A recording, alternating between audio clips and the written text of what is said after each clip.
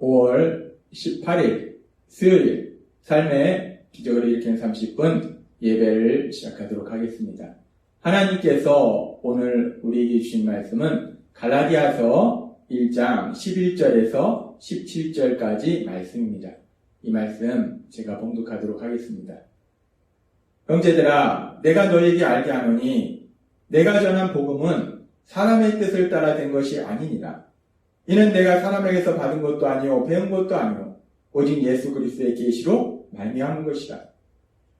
내가 이전에 유대교에 있을 때에 행한 일을 너희가 들었거니와 하나님의 교회를 심히 박해하여 멸하고 내가 내 동족 중 여러 영갑자보다 유대교를 지나치게 믿어 내 조상의 전통에 대하여 더욱 열심히 있었으나 그러나 내 어머니의 태로부터 나를 택정하시고 그의 은혜로 나를 부르시니까 그의 아들을 이방에 전하기 위하여 그를 내 속에서 나타내시기를 기뻐하셨을 때에 내가 곧 혈육과 의논하지 아니하고 또 나보다 먼저 사도된 자들을 만나려고 예루살렘으로 가지 아니하고 오직 아라비아로 갔다가 다시 다마섹으로 돌아가노라.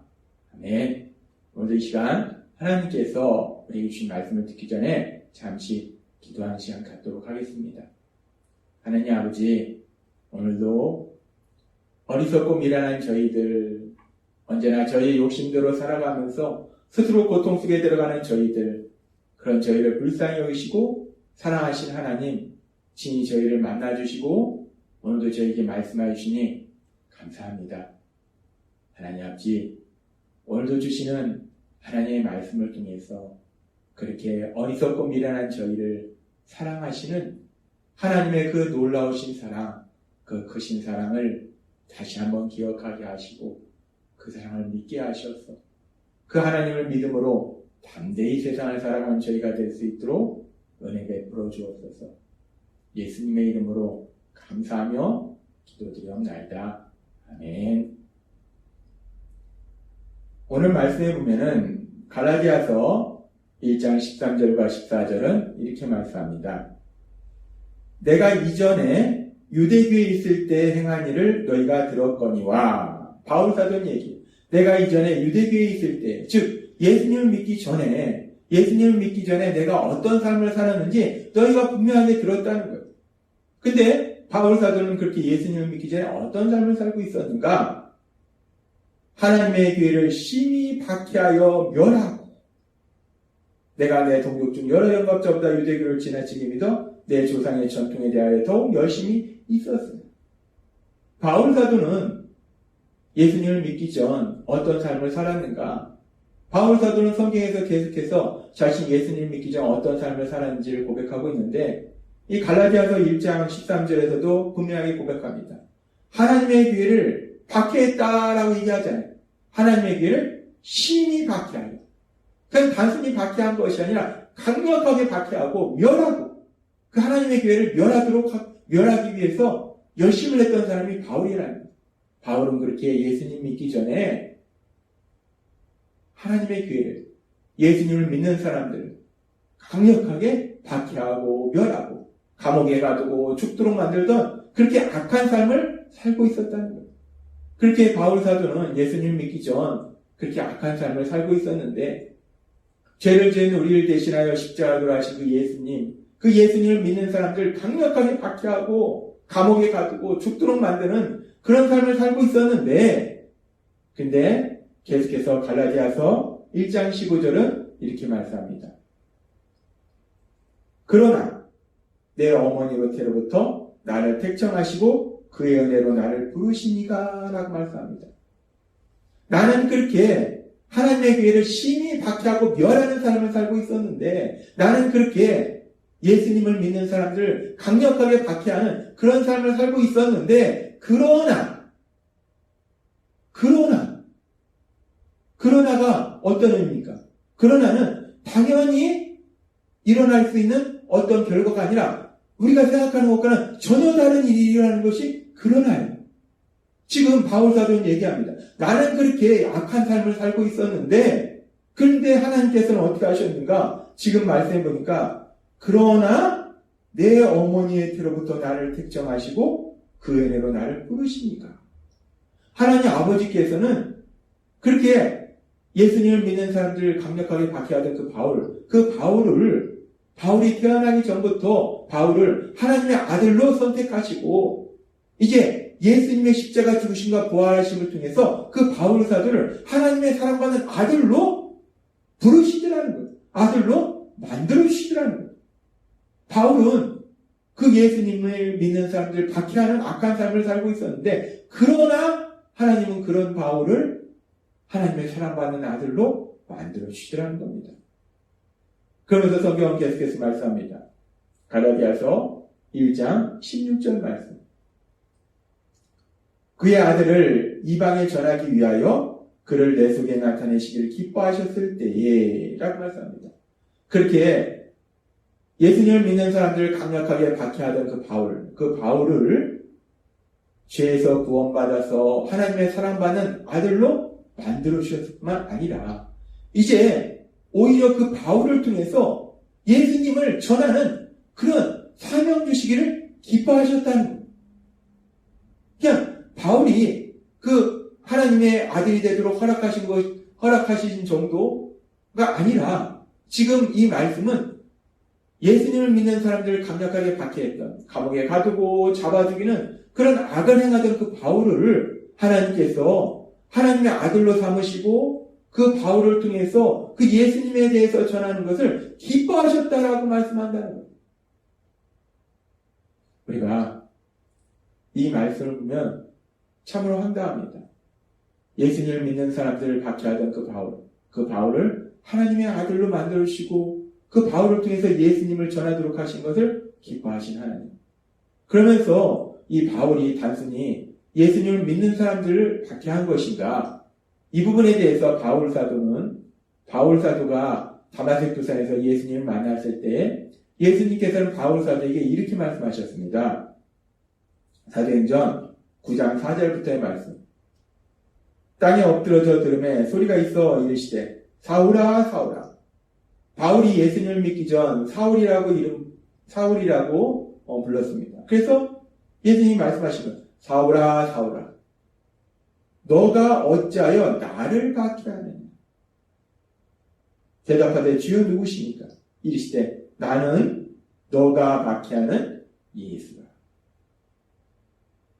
예수님은 말씀하십니다. 사울아 사울아 너가 어찌하여 나를 믿는 사람들을 박해하느냐 라고 말씀하시는 거죠. 하나님.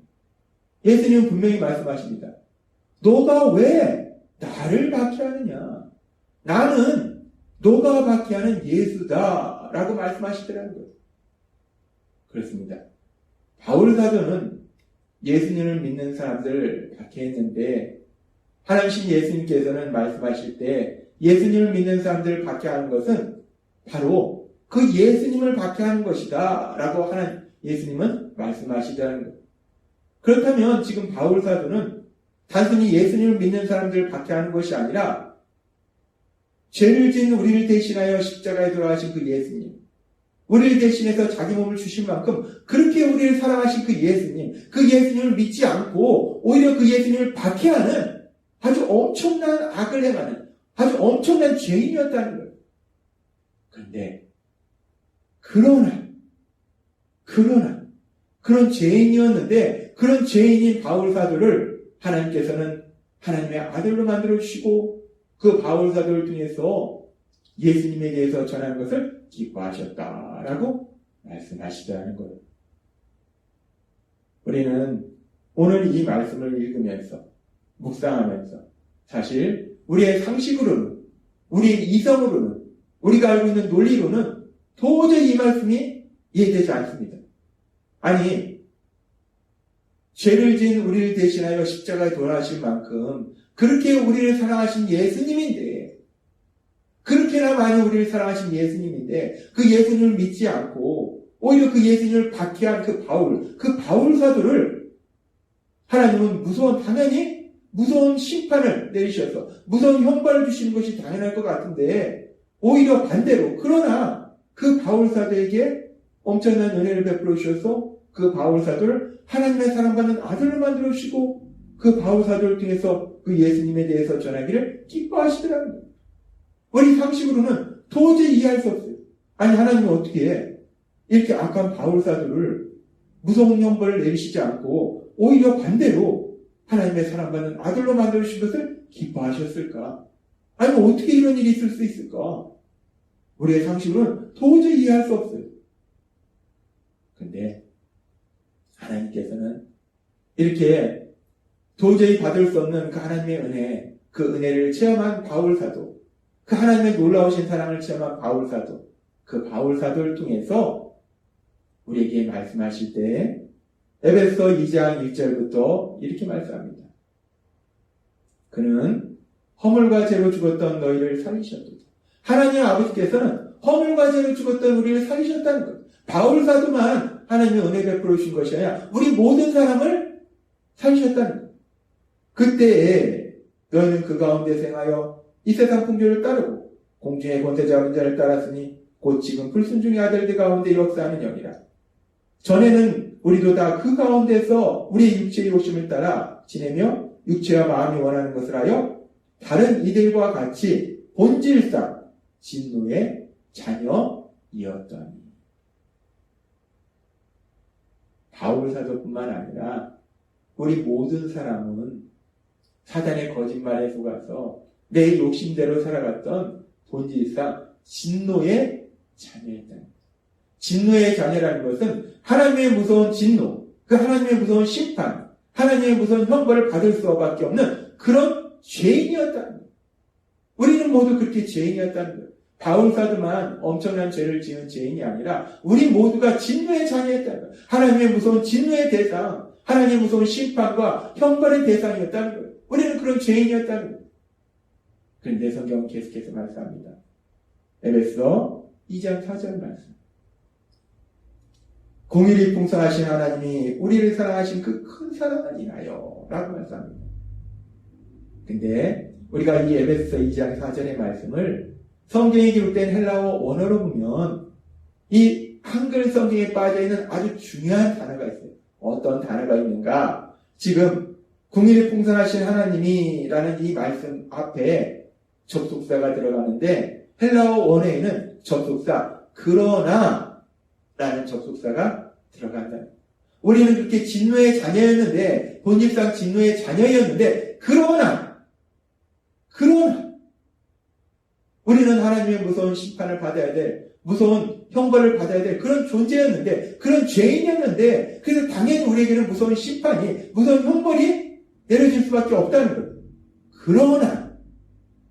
그러나 하나님은 공의를 풍성하신 하나님이 우리를 사랑하신 그 큰 사랑을 그러나 우리를 사랑하신 그 큰 사랑을 인하여 우리에게 무서운 심판을 내리시지 아니하고 우리를 예수님의 십자가 죽으심과 부활하심을 통해서 구원해 주시고 우리가 하나님의 사랑받는 아들과 딸로 살아가도록 만들어 주셨음을 믿습니다.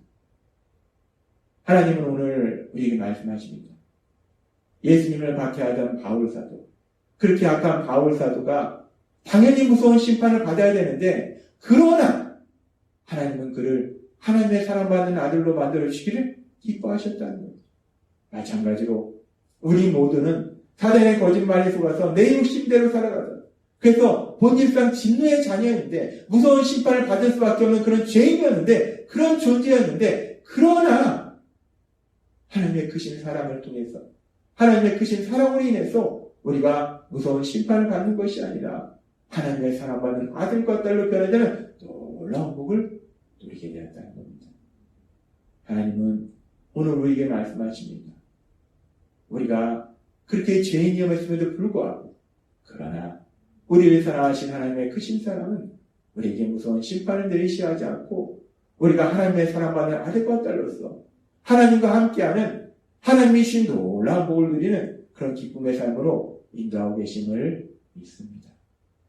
따라서 오늘 말씀을 통해서 다시 한번 어리석고 미련한 우리를 사랑하시는 그 하나님의 놀랍도록 크신 사랑, 그 사랑을 다시 한번 기억하고 그 사랑을 믿음으로 인해서 이 험하고 악한 세상을 담대히 살아가고 그렇게 우리를 사랑하신 하나님, 그 하나님의 기쁨이 되는 삶을 살아가시는 여러분이 되시길 주님의 이름으로 축원합니다. 기도하겠습니다. 하나님 아버지, 오늘도 주신 말씀처럼 바울 사도뿐만 아니라 우리 모두가 본질상 진노의 자녀였습니다. 하나님으로부터 무서운 심판을 받을 수밖에 없는 그런 죄인이었습니다. 그러나 그런 죄임에도 불구하고 하나님의 크신 사랑으로 인해서 저희를 죄에서 구원하여 주시고 하나님의 사랑받는 아들과 딸로 살아가도록 역사하여 주시니 감사합니다. 대마다의 삶 속에 그렇게 저희를 사랑하신 하나님의 크신 사랑을 기억하고 그 하나님을 믿음으로 인하여 담대히 살아가며 하나님이 기뻐하시는 삶을 살아가는 저희가 될 수 있도록 은혜 베풀어 주옵소서. 예수님의 이름으로 감사하며 기도드립니다.